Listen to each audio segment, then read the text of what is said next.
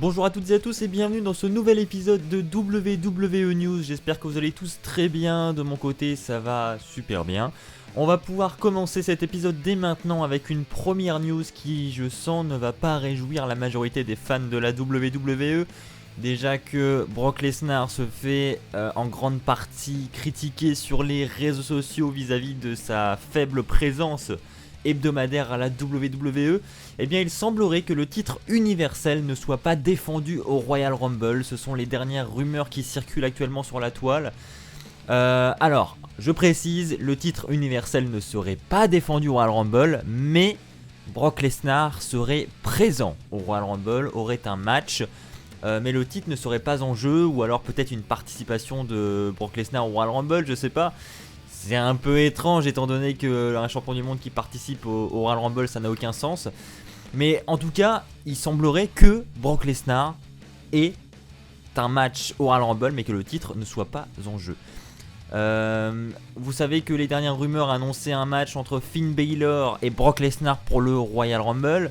On voyait que Finn Balor postait des tweets où il visait clairement Brock Lesnar en remerciant ses fans aussi d'avoir voté pour lui, parce que la WWE avait posté un sondage sur le site officiel en demandant quel était, selon les fans, le meilleur adversaire pour Brock Lesnar. Finn Balor avait remporté ce sondage.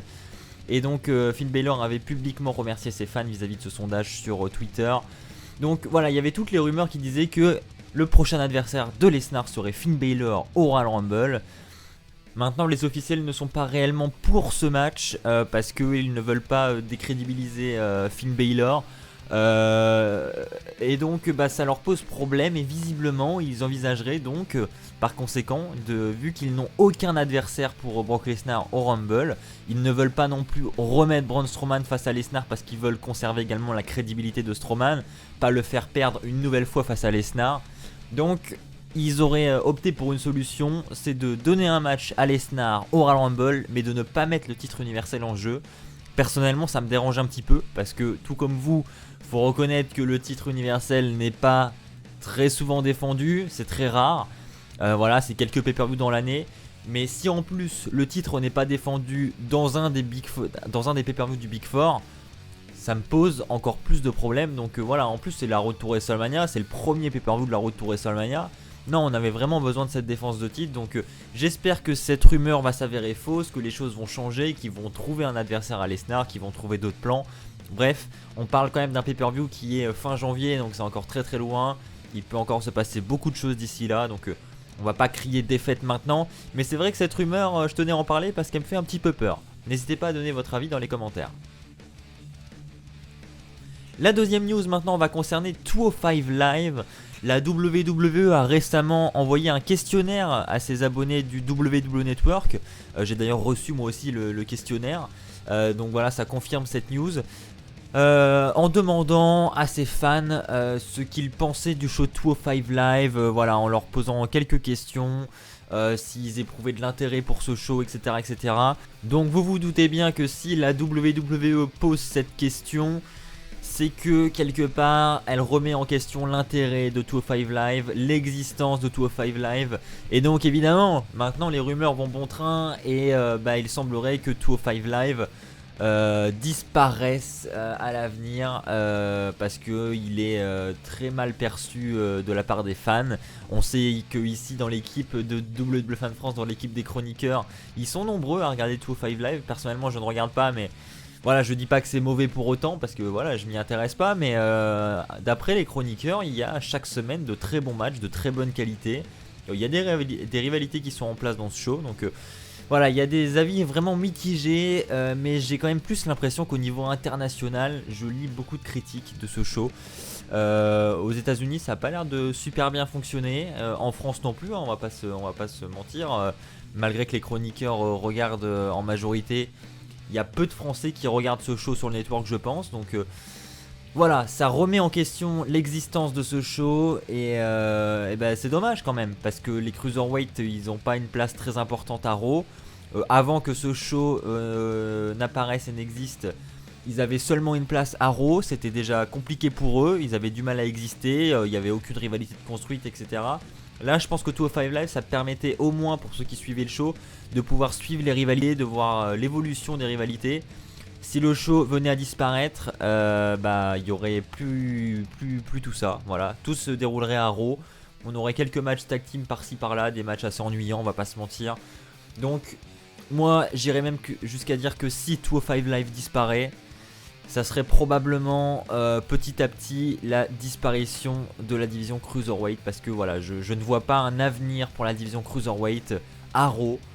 Parce que voilà, il y a 3 heures de show et ils ont tellement peu d'antennes et tellement peu de temps pour construire des rivalités pour une division entière que ça me paraît trop compliqué.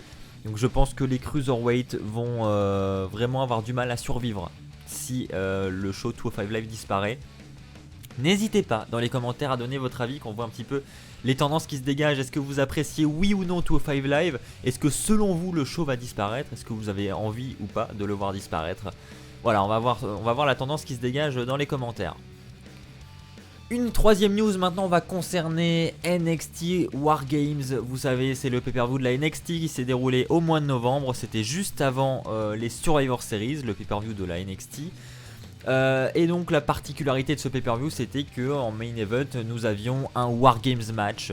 Un War Games match, c'est un match où il y a 2 rings côte à côte avec une cage qui recouvre les 2 rings. Les règles sont un petit peu particulières. Voilà, c'est un match par équipe. Et on a eu, on va pas se mentir, un très bon match à NXT War Games d'une très bonne qualité. Et les officiels ont été très satisfaits de la production de ce match. Et il semblerait que maintenant, un peu à l'instar de NXT TakeOver, NXT War Games devrait devenir un pay-per-view annuel à la WWE. Alors peut-être qu'il restera dans la case du mois de novembre avant les Survivor Series. Peut-être que nous aurons désormais NXT War Games tous les ans au mois de novembre. En tout cas, une chose semble certaine, c'est que les Wargames à la WWE ou plus particulièrement à la NXT, c'est très certainement pas terminé parce que les officiels semblent très satisfaits. Et donc NXT Wargames devrait revenir l'année prochaine. Maintenant, reste à savoir s'ils vont conserver oui ou non la case du mois de novembre. Perso, je suis très satisfait de cette nouvelle parce que voilà, moi aussi j'ai grandement apprécié ce match à NXT Wargames. Très bonne qualité, franchement le match a duré longtemps en plus hein, et puis on s'ennuie pas une seule seconde. Franchement c'est vraiment une très bonne stipulation, un très bon concept. Donc voilà, je suis très content de cette news, j'espère qu'elle s'avère vraie. J'espère que ça va revenir l'année prochaine. Et j'espère même qu'on verra à l'avenir un Wargames match à la WWE dans le roster principal. Ça pourrait être très cool aussi. Après évidemment tout dépend de la construction qu'il y a autour du match, etc. Mais je pense qu'il y a quand même moyen de faire une très bonne production autour de cette stipulation dans le roster principal.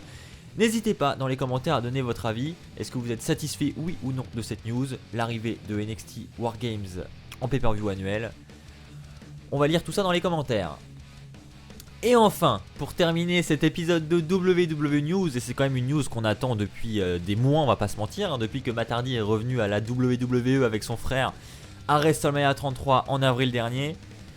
Évidemment, les rumeurs vont bon train et on attend ça depuis très longtemps. Le gimmick Broken de Matt Hardy, vous savez, c'est le gimmick qu'il avait utilisé à la TNA, qui avait fait de lui une superstar ultra populaire. Hein. Ce gimmick l'a vraiment propulsé sur internet. Et voilà, là, on entendait parler que de ça à la TNA pendant un moment. Et donc la WWE et puis Matt Hardy lui-même se bat depuis des mois pour obtenir les droits sur ce gimmick qui appartient à la TNA. On le rappelle, voilà, il y a eu des procédures judiciaires d'enclencher, etc. qui n'ont visiblement pas abouti jusqu'ici. Mais il semblerait, c'est les sites américains qui rapportent ça, il semblerait que la TNA ait lâché les droits sur ce gimmick Broken Matt Hardy. Et donc, ce qui voudrait dire que Matt Hardy et la WWE seraient maintenant en droit de l'utiliser pour ces shows, pour construire des nouvelles rivalités, un nouveau personnage. Et donc, en conclusion, Broken Matt Hardy à la WWE, c'est pour très bientôt.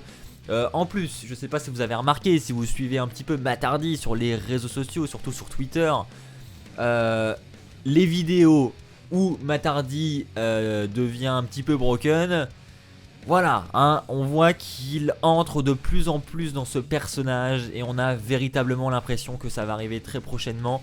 On a en plus des petits teasings qui sont publiés sur sa chaîne YouTube. Voilà, il y a plein de petits éléments comme ça qui font que on a vraiment l'impression que la WWE et Matt Hardy ont en possession le gimmick Broken et qu'il va arriver dans les mois à venir. Est-ce que c'est une bonne chose ? Je pense que évidemment pour la WWE c'est une bonne chose, hein, d'un point de vue financier. On sait que la WWE tenait absolument à obtenir ce gimmick parce que financièrement, en termes de merchandising, ça va cartonner. Ils vont vendre un maximum de marchandises grâce à Matt Hardy et grâce à ce gimmick. Donc évidemment financièrement c'est très bien pour eux et je pense qu'ils sont très satisfaits de cette nouvelle. Maintenant pour Matt Hardy, quand on voit ce qu'il fait actuellement en solo depuis que son frère est blessé, voilà, on peut se dire que ça peut être que bénéfique pour lui parce que Matt Hardy il se fait un peu oublier et ça me fait mal d'ailleurs de le voir comme ça autant en retrait. Il mérite mieux que ça selon moi. Donc voilà, ça peut être forcément cool et que bénéfique pour lui. Donc j'ai vraiment hâte de le découvrir avec ce gimmick que personnellement je n'ai pas suivi plus que ça la TNA. Voilà, j'ai vu des petits extraits, j'ai vu ces matchs capturés par drone, etc. J'ai vu les petits morceaux. Mais j'ai pas suivi hebdomadairement l'évolution de ce gimmick. Donc voilà, ça attire un peu de curiosité quand même. Voir ce que la WWE peut produire avec ce gimmick. Je pense que ça peut être très très cool. À voir si après ils vont mêler son frère Jeff Hardy à ce gimmick. Comment ils vont faire avancer ça. En plus on arrive en pleine road to WrestleMania. C'est vraiment le moment pour propulser ce gimmick. Lancer une bonne rivalité pour WrestleMania. Et un Broken Matt Hardy à WrestleMania, ça peut vraiment être très très cool je pense. Voilà, n'hésitez pas à donner votre avis vous aussi dans les commentaires concernant le retour de ce gimmick Broken Matt Hardy, ou plutôt les débuts de ce gimmick Broken Matt Hardy à la WWE. Déjà, est-ce que vous y croyez, hein, parce que rien d'officiel, mais évidemment on a plein d'éléments qui laissent penser que ça va arriver très prochainement, mais ce n'est toujours pas officiel. Donc est-ce que vous y croyez pour commencer? Et puis est-ce que vous avez envie de le voir? Est-ce que vous avez envie de voir Broken Matt Hardy à la WWE? On vous écoute dans les commentaires. Voilà, merci à tous d'avoir suivi cet épisode de WWE News, j'espère qu'il vous a plu. Si c'est le cas, n'hésitez pas à lâcher un pouce bleu. N'hésitez pas à vous abonner à notre chaîne YouTube pour ne rater aucune de nos futures vidéos news et aucune de nos futures émissions. J'ai fait le tour, encore un grand merci à vous tous pour votre fidélité. Vous êtes 25 500 sur la chaîne, ça me fait extrêmement plaisir. On se retrouve très très vite pour de nouvelles émissions. D'ici là, portez-vous bien et n'oubliez pas, soyez toujours très fiers d'être fan de catch. Allez, bye tout le monde!